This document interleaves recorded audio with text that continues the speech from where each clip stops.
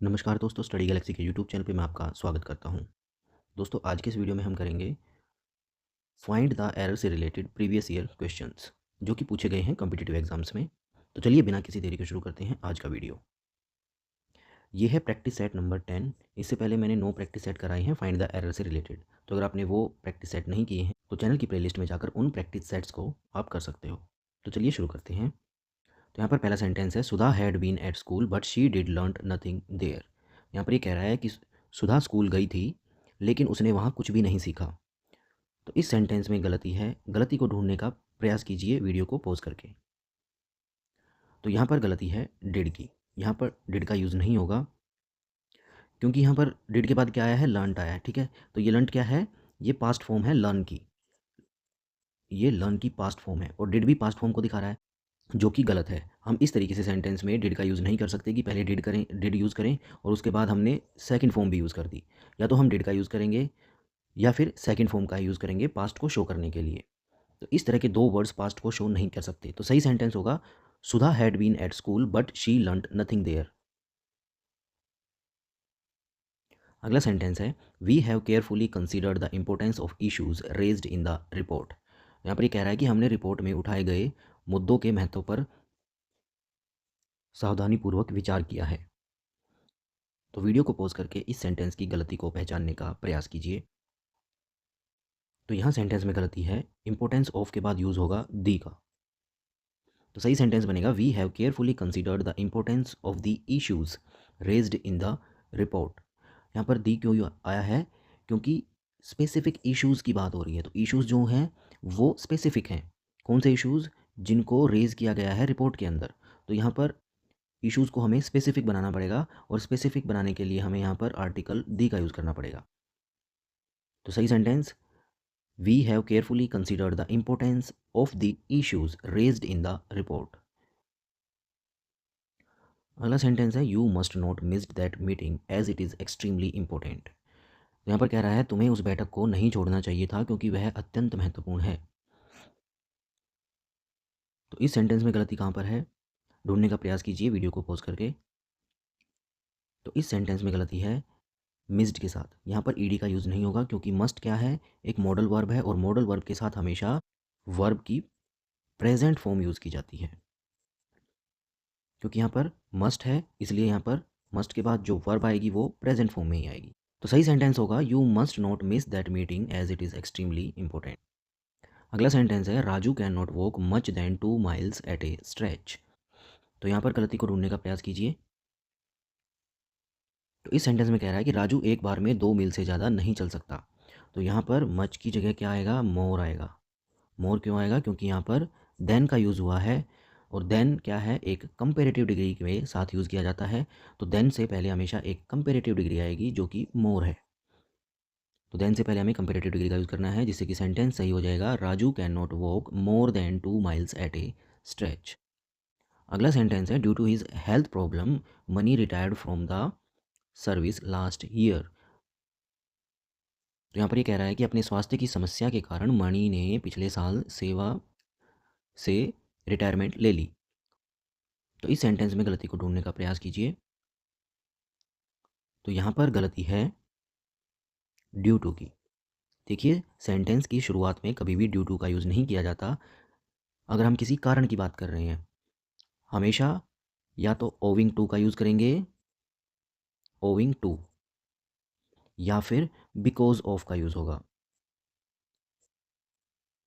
तो सेंटेंस को बोलेंगे, owing to his health problem या फिर because of his health problem Mani retired from the service last year. अगला सेंटेंस है, he sold the property on a good price. उसने संपत्ति को एक अच्छी कीमत पर बेचा। तो इस सेंटेंस में गलती को ढूंढने का प्रयास कीजिए। तो इस सेंटेंस में गलती है ऑन के साथ। यहाँ पर क्या आएगा, एट आएगा। ठीक है, तो अगर हम किसी भी चीज़ को बेचते हैं किसी प्राइस पे तो वहाँ पर ऑन की जगह एट प्रेपोजिशन का यूज़ होता है। तो सही सेंटेंस होगा, he sold the property at a good price. अगला सेंटेंस है, if he had been driving more slowly it will have been quite impossible to avoid the accident. तो यहाँ पर सेंटेंस में क्या कह रहा है कि भले ही वह और धीरे गाड़ी चला रहा होता फिर भी दुर्घटना से बचना असंभव होता। तो इस सेंटेंस में गलती को ढूंढने का प्रयास कीजिए। तो यहाँ पर गलती है विल के साथ, यहाँ पर विल की जगह क्या यूज़ होगा, वुड का यूज़ होगा, क्योंकि ये कंडीशनल सेंटेंस है और कंडीशनल सेंटेंस में इफ़ के बाद हमेशा हैड का यूज़ किया जाता है और उससे आगे जो कंडीशन होती है उसमें वुड हैव का यूज़ किया जाता है कि अगर ऐसा होता तो ऐसा होता। तो यहाँ से इफ़ से हमें पहचान में आ रहा है ये कंडीशनल सेंटेंस है। और कंडीशनल सेंटेंस में क्या होता है, इफ़ के बाद हमेशा सब्जेक्ट का यूज़ करते हैं और फिर हैड का यूज़ किया जाता है और उसके बाद जो क्लॉज आती है उसमें वुड हैव का यूज़ किया जाता है, क्योंकि ये सारी की सारी चीज़ें किस में हैं, पास्ट टेंस में शो की जाती हैं। तो यहाँ पर विल जो है वो फ्यूचर टेंस है, जबकि हमें इसको पास्ट में दिखाना होगा, तो विल की पास्ट फॉर्म क्या होगी, वुड।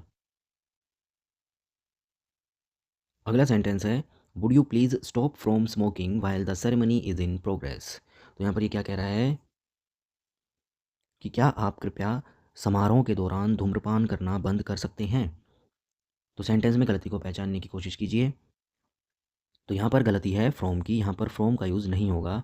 सही सेंटेंस होगा would you please stop smoking while the ceremony is in progress, क्योंकि स्टॉप के बाद हमें किसका यूज़ करना होता है, वर्ब प्लस आईएनजी फॉर्म का।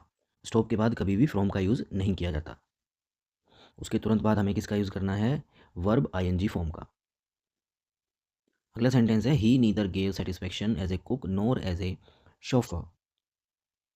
तो यहाँ पर ये कह रहा है कि वह न तो रसोइये के रूप में और न ही ड्राइवर के रूप में संतोषजनक सिद्ध हुआ। शोफर का मतलब होता है ड्राइवर।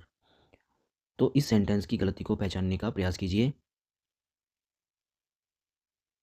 तो इस सेंटेंस में गलती है नीदर की प्लेसमेंट की। यहाँ पर नीदर यूज़ होगा एज से पहले यहाँ पर। तो सही सेंटेंस बनेगा, he gave satisfaction neither as a cook nor as a chauffeur.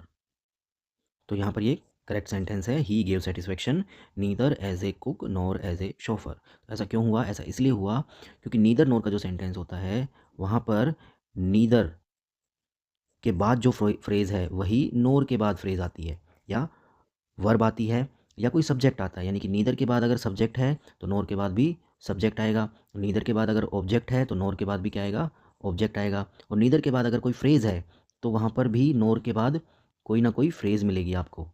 तो इस सेंटेंस में क्या है, नीदर, यहाँ पर अगर हम सेंटेंस को देखते हैं तो नीदर के बाद क्या है, वर्ब है।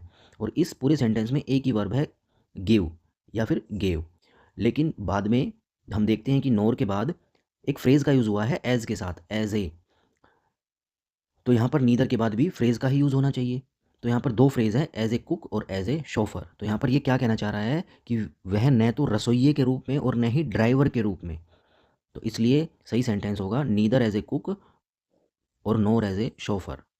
तो हम ये रूल लगाएंगे यहाँ पर कि नीदर के बाद हमेशा जो नोर के बाद है वही यूज़ होगा। तो यहाँ पर नोर के बाद अगर फ्रेज़ आया है तो नीदर के बाद भी एक फ्रेज़ होना चाहिए, इसलिए एज ए कुक यहाँ पर एक फ्रेज़ है, इसके पहले हमें नीदर लगाना पड़ेगा। सही सेंटेंस बन जाएगा, he gave satisfaction neither as a cook nor as a chauffeur. अगला सेंटेंस है, in spite of the fact that the meeting was about to end she insisted to ask several questions. तो यहाँ पर ये कह रहा है कि इस तथ्य के बावजूद कि बैठक समाप्त होने वाली थी, उसने कई प्रश्न पूछने पर जोर दिया। तो इस सेंटेंस की गलती को पहचानने का प्रयास कीजिए। तो यहाँ पर गलती है, इंसिस्टेड के बाद क्या आएगा, ऑन का यूज़ होगा और उसके बाद जो वर्ब है वो आईएनजी के साथ यूज़ होगी।